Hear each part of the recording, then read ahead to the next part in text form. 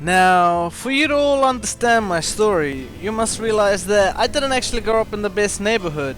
I mean, there was broken down cars, graffiti on the wall, gangsters roaming around, you name it. My city had it all. It was called City Block B. It was for the slums and the poorer people. And this little corner, well, this was home.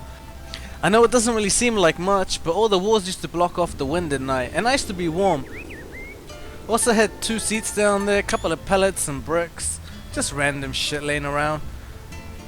And you see this little apartment block above me with the open window? We'll get back to that in a second.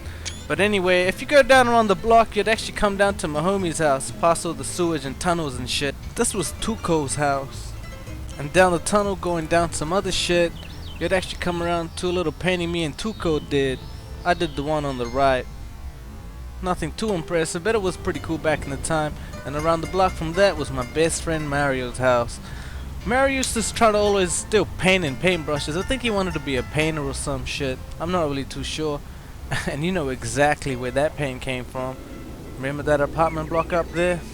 Well, one night we broke in and we stole that shit. It was for Mario's future, so we didn't really see it as a bad thing.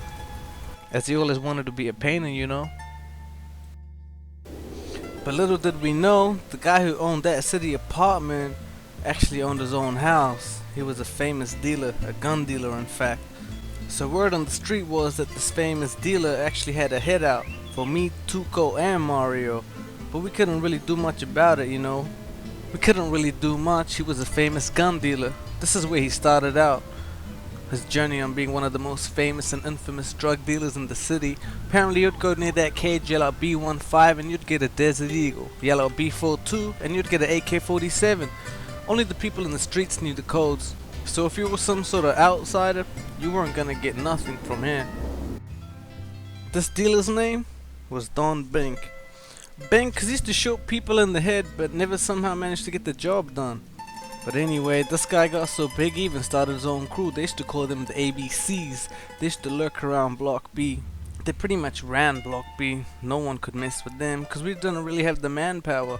Plus the government and police didn't really give a fuck about us. The next day I was supposed to meet up with Mario and Tuco at the park about 10 AM. Mario didn't show, it was just me and Tuco. So we were just playing around on the swings, you know. Mucking around, doing some jump boosts and throwing some flashbangs around. About an hour had gone by, and Mario still didn't really show up, so we thought why don't we go around to his place. See where he is, he was probably falling asleep next to the paint fumes. He used to wake up high as shit and fall asleep high as shit.